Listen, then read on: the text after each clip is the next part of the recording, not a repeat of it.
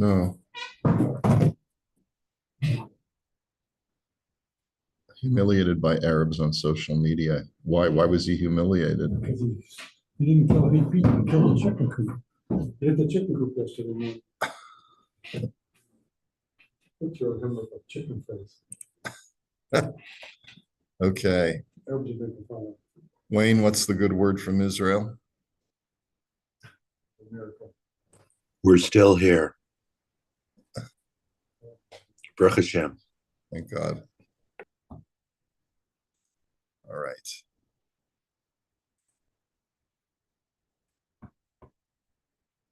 Just share.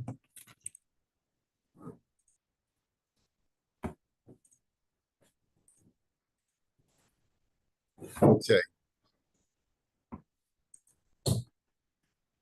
All right. So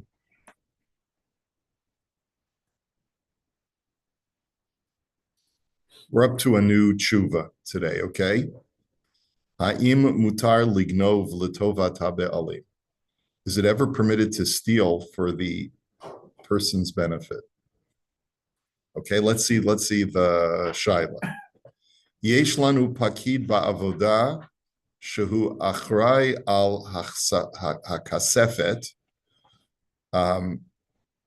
We have a new worker and he's responsible for the cash register. I'm pretty sure that's what a kasefet is, but I'm just going to, he's the guy in charge of the cash register. So let's see here. Hebrew. Kasefet. He's in charge, it's a safe. He's in charge of the safe. Umidei pam hulo makpid lishmor ala mafteach kemoshet tzarich. And occasionally he's not careful about locking it, about the key. Okay. Upamim hu mashir et hamafteach munach ala shulchan v'yicholim acherim lakachet oto. From time to time he leaves the key to the safe on the table where out in the open where people can just take it. Ha'im mutar lahalim lo et hamafteach kedei lechanech oto shelahaba yishmor oto b'makom ra'u yoter. Is it permitted to steal the key from him to teach him a lesson that he's got to be more careful with where he leaves it? Well, maybe they did. Maybe they told him 10 times already. Yeah. And the guy doesn't listen. Yeah, he says, yeah. Okay. You know, we all know people like that. Yeah, you'll tell me and it'll be fine. Don't worry. I mean, you could do the same thing. You could ask the same shaila in a number of different situations.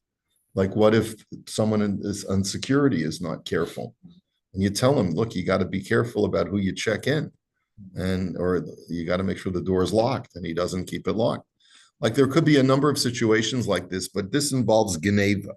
This involves actually stealing from somebody, but you're stealing in jest because you do plan on returning the key, but you want to just teach the guy a lesson. It's like doing a practical joke on somebody. Well, it's more than just a practical joke. You're trying to teach him a lesson. It's not just to have a good life.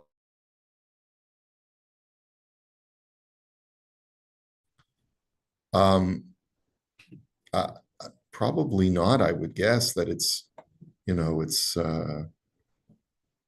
you're the owner, but let's see. Let's first of all find out if this is at all legal. So Moran Pasak b'Shulchan Aruch Asur lignov chayfetz shel chaveru v'afilu im kavanato l'tova. He says you're not allowed to steal something from your friend, even if your intentions are good. Lehitivimo kedei l'shalem lo tashlumei kefil asur. We all know the halacha in the Torah. If I steal $100 from someone, and I steal it, I do it with stealth. And I get caught. The guy takes me to Beis Din. What do I have to pay him? Kefil, 200. I got to pay him 200. If I steal 100, I got to pay 200. What if the guy is poor and I say, let me give you some money? And he says, no, he's too proud. And I want to make sure that he gets money. So I decide, you know what? I'll steal his money. And then when he takes me to Beis Din, I'll be able to pay him double. And that's how I'll get him money. Okay? So is it mutter to do that? So the Shulchan Aruch paskins no. That too is usher. V'kasav harav chida shegam im kavanato lignov letovat chavero kidei shehu yilmad lishmor et chafatzav kiroi asr la'asos kein. And the chida gives our exact case. He's from the 18th century, the chida. He says, if your intention is to steal for your friend's benefit so that he'll learn a lesson to watch over his property more carefully, it's still usher to do this. The kol shekain shezeh asui lahaviloto. And certainly, if what you're stealing is going to cause him great emotional stress, as our sages tell us, that if you frighten somebody, you're liable in heaven. I can't sue you for shocking me, but you've caused me to get gray hair or whatever it is, and so therefore you're chayiv b'dinei shemaim. Hashem will hold you liable. So just in the Makor Baruch, he says, Va'od ayin b'stei chemed. See also the Stei Chemed, which is an encyclopedic work on all areas of Torah Shabbal Peh. He writes, and he lived in Hebron, and if you ever go to Hebron, they'll show you this was the base medrash of the Stei Chemed. It's one of the things you got to go see when you go to Hebron. So he says, Shekasav Shemar Nachida Kivein Bazel Ladas Rav Achaigon B'Sheilto Shekasav B'Zeh Alash. The Chida is actually hearkening back to Rav Achaigon. The Gaonic period was before the 10th century. And he writes in the following language, Beram Tzarech V'chule Inami Kachazi Leidelo Mizdaher B'Mamone. He says, you have to be careful not to steal from your friend, even if you know a situation where your friend is not careful with his property. Va'omar Igan V'minei V'hadar Ahadri Nihale Ki Hechi Delo Livsha B'Mamone. And you say to yourself, let me steal from him and return it so that he'll know not to be so reckless with his property. Do we say that it is you're doing it for the benefit of the owner, of the person who owns the property, and therefore you're doing a good thing? Or maybe because since you're causing him emotional upset, because he doesn't know where it is temporarily, it's going to be aser. Tashma, so the tshuva of the Gaon is as follows. The Tanya lo tignov, the Torah says, you may not steal. Lo tignov almanas leminkat. You may not steal, even if it's your intention to hold on to it temporarily. Lo tignov almanas l'shalim tashlumi dalet vehe. You may not steal, even if your intention is to be able to pay back more than what you stole. Ad kan l'shon. Va'od ayin b'stei chemed sham shekasav b'shem sefer chasidim de'im gonev mimenu kidei shelo yafsid kol mamono shapir dami. The only time it would be permitted to steal is if you're stealing from someone to prevent his money from being lost. In other words, let's say I know that a certain tax man or the sheriff of Nottingham is coming to town and he's going to be confiscating everyone's property.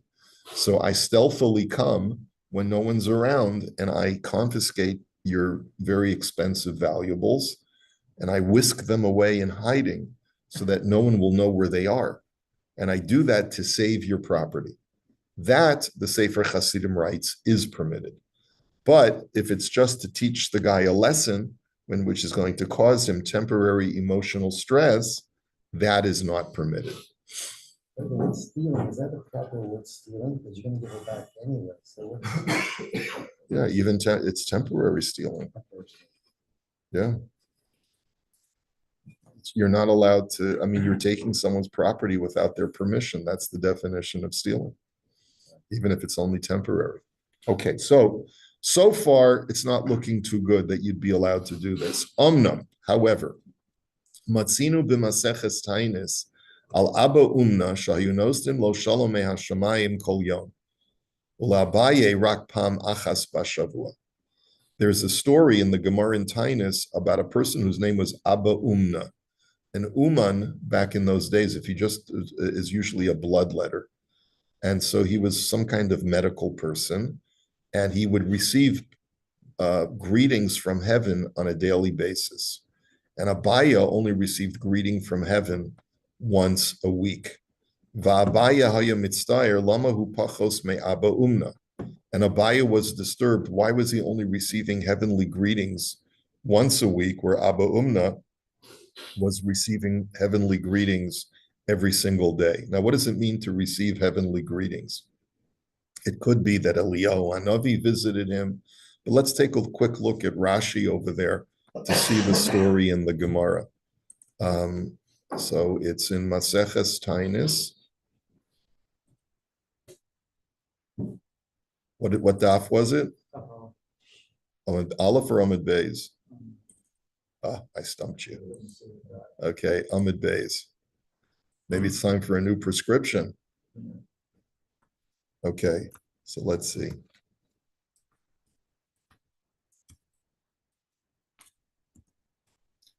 Okay. It says, here, where's Rashi?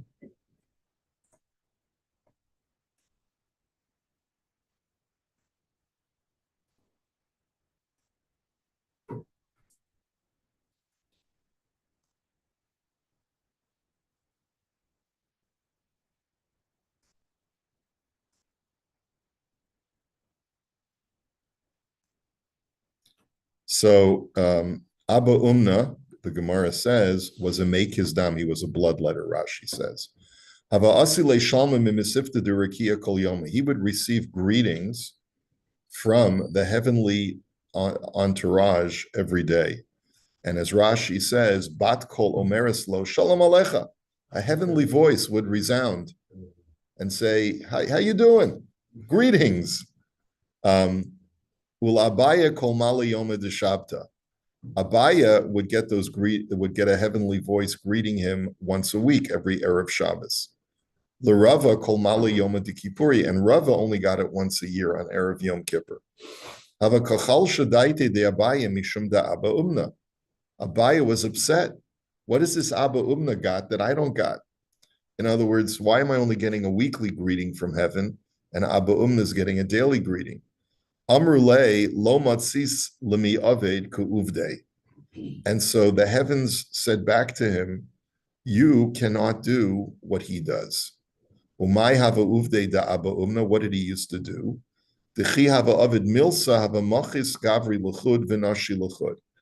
That when he would let blood for people, he would keep two waiting rooms, one for men and one for women.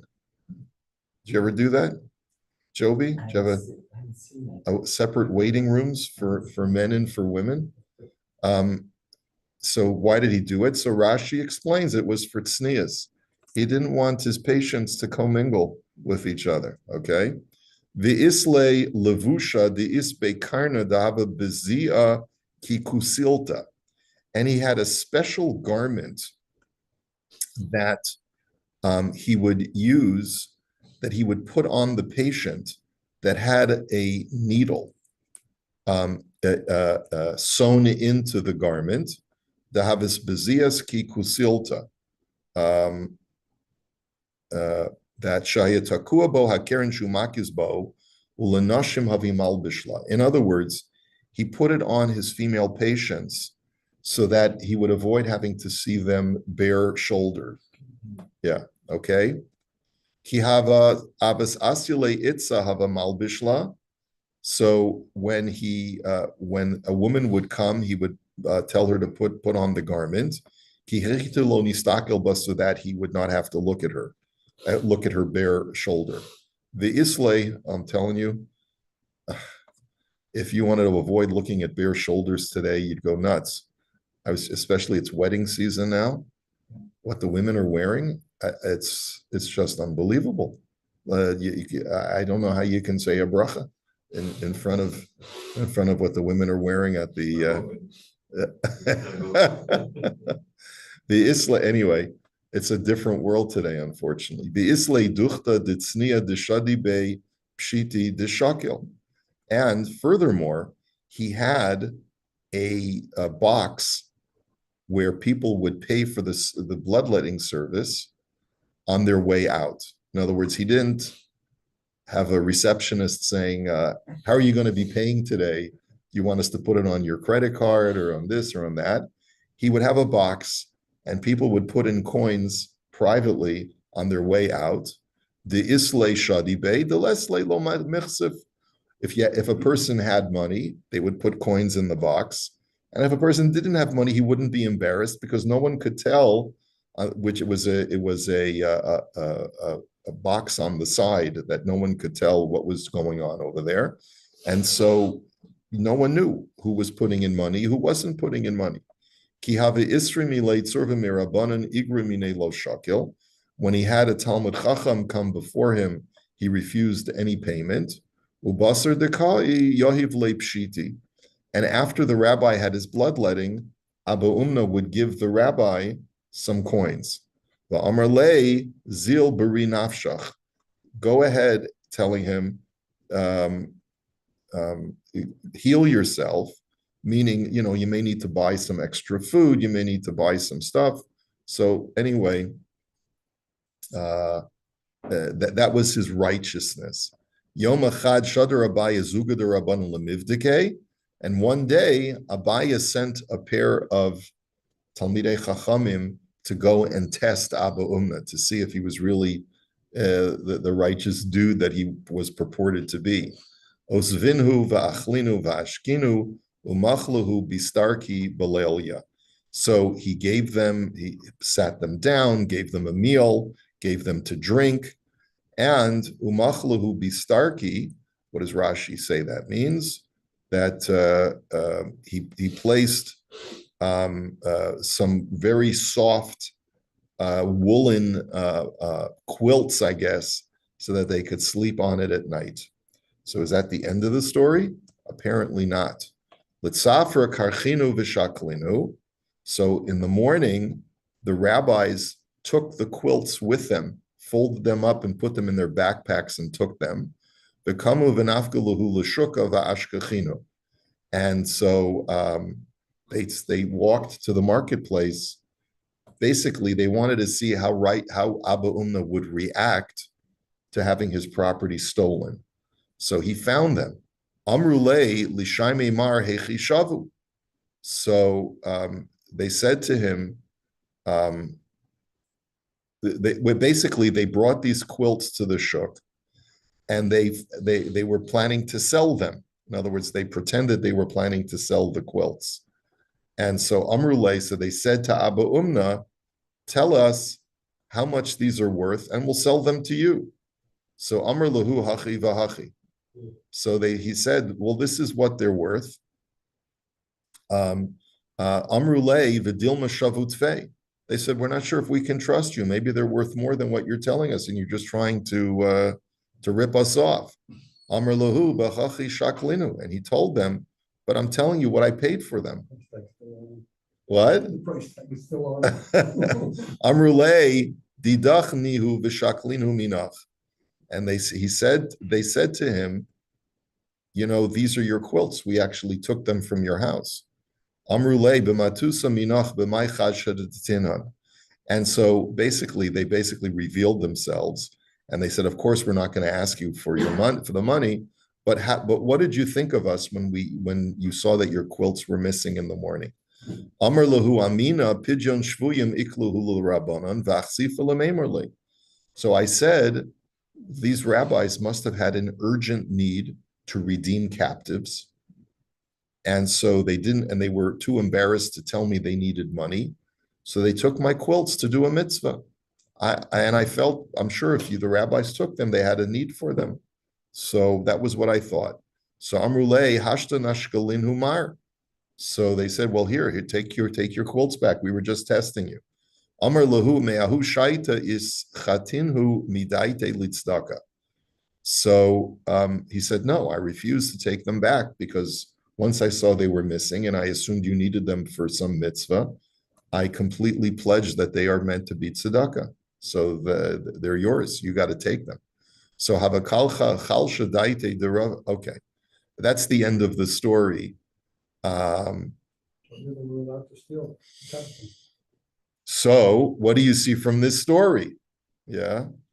So you see from this story that sometimes it is permitted to deceive someone to, or at least we have to find out what was the rationale for this story, right? In other words, if you're not allowed to steal from someone, even in order to teach them a lesson for their own benefit, of what was the justification for these students of Abaya to go ahead and steal from Abba Umna to try and learn from him? So, okay, so he just basically goes through the whole story. Okay. Anyway. So they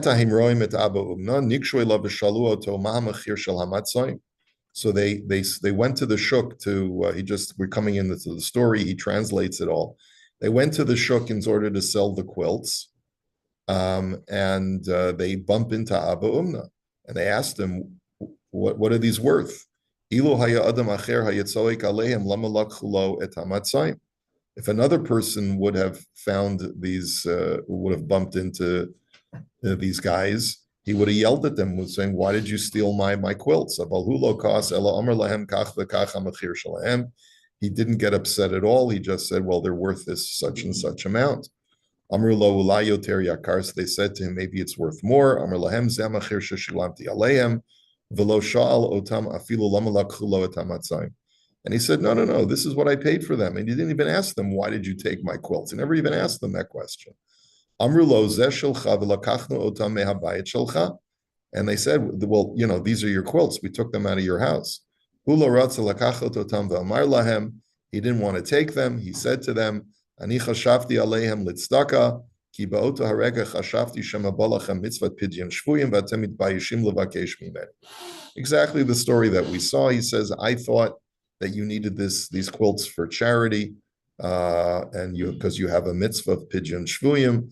I immediately pledged them for charity, and I just thought you were too embarrassed to say anything, but I'm not taking them back." So the question is, what was their justification to steal the quilts without his permission? Lamrot shekavanatam hayta lahachzir lo, despite the fact that they had every intention of returning the items to him. Ve'ef shelevayer, perhaps we might explain, the kevin shahiyodi bevadai shelo yakpid al zeh, kevin shekavanatam hayta l'shem mitzvah. Since they knew in advance, they had already assessed Abba Umna's personality and his character, and they already knew that he wouldn't mind, since he would have assumed that it was for a mitzvah, and people would want a mitzvah to be done with their items. So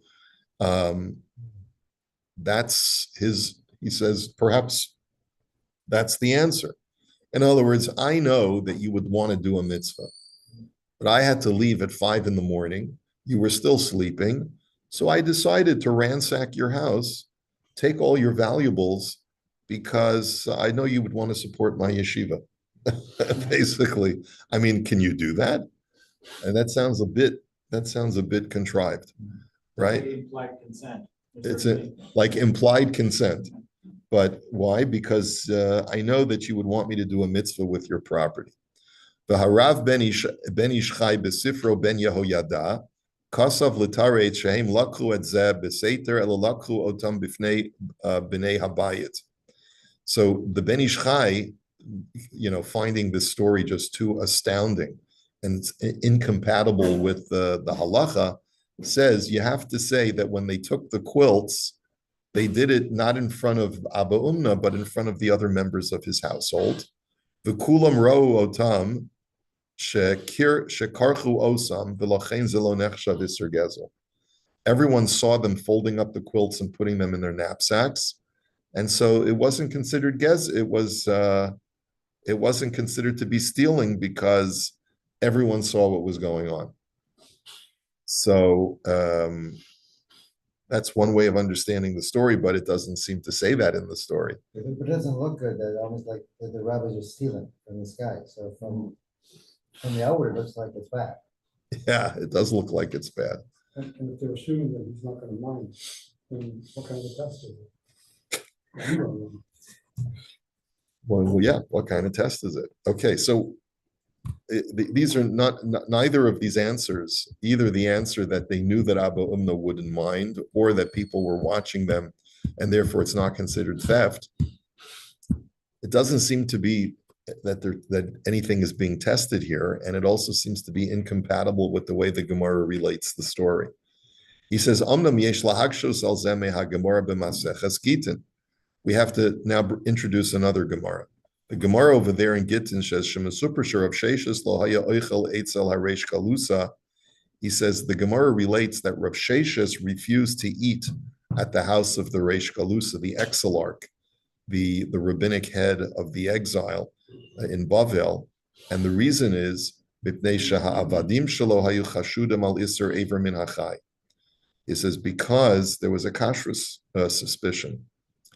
He felt that the people who worked in the house of the Reish Galusa were not properly slaughtering the animal, perhaps, or they were eating from a live animal. And the Reish Galusa said, "My servants, they're so well trained. They are not at all suspect of any kashrus problems." So it's the typical case, classic case of the rabbi saying, "I'll have the fish." Okay, so Amar lo Rav Sheshes shehu yochiach lo. So Rav Sheshes says, "I'll prove it to you."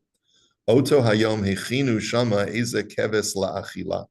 So that day they were planning to serve sheep. They were going to shech the sheep, cook it, and serve it for a meal.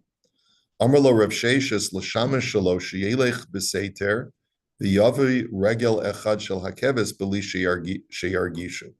So Rav Sheshes said to his personal attendant, I guess each guest got a personal attendant when you went to the Reish Galusa. He said to him, "Do me a favor, bring me leg of lamb, bring me one of the lamb's legs without telling anybody. I want to get the best portion."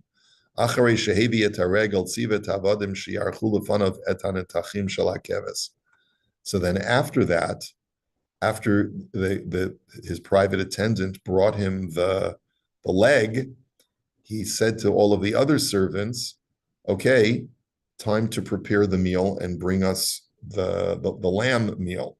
Halchu vehivi keves im shalosh regalim. So they went and brought a lamb or a sheep with only 3 legs. Sha'al otam hakeves hazeh hayelo shalosh regalim. So he said to them, "Did this lamb have 3 legs? Like, how come there's only 3 legs of lamb? Where's the 4th?" Amru lo hayelo dalid raglayim. They said, "No, it had 4 legs." So shalotam efo regal haravi. So he says, "Where's the 4th leg?" Amru lo kinira nishar b'mitbach. They said, "Seems like it's left. We left it in the kitchen." Halchu v'lo matzu. They went back and they couldn't find the 4th leg. Chatchu regel shel keves acher shehu chai veheviu lo et haregel. So what did they do? They got nervous, and so they went to another lamb in the corral. They cut off its leg, quickly cooked it, and they brought it. And they said, "Oh, we found the 4th leg." Okay, Amru hinei matzanu achshav yesh daled raglayim. They said, "Oh, we found it. We found the 4th leg." So hotzi hu et haregel shalakach hashamish shelo va'omar lahem.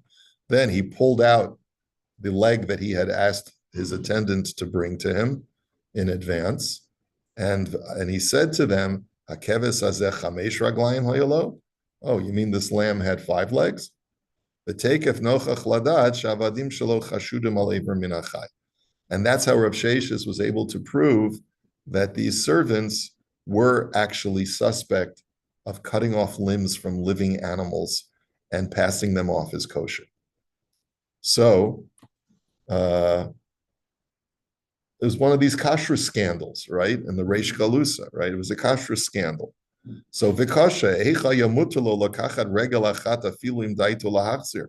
Again, we have another situation of a person committing an act of deceptive of appropriation, taking something that's not his, fooling the servants. How are you allowed to steal even if your intention is to return it? B'sefer kafi aharon or kapei aharon Kosav dichdei lahatzil et reish kalusa meiser iver manachai zemutar. And the Sefer Kapei Aharon says he wanted to save the reish kalusa from a kashrus travesty. And in order to save someone from eating treif, you're allowed to steal in order to deceive people in order to catch them. In other words, if you're the mashgiach and you want to be able to catch the kitchen workers in the act, you're allowed to pretend to steal something, even if it's only temporary, in order to see how they're going to react. Like if the caterer says, like if the mashgiach feels they're bringing stuff in from a foreign place, in order to, like in these Pesach resorts, I've heard this story numerous times.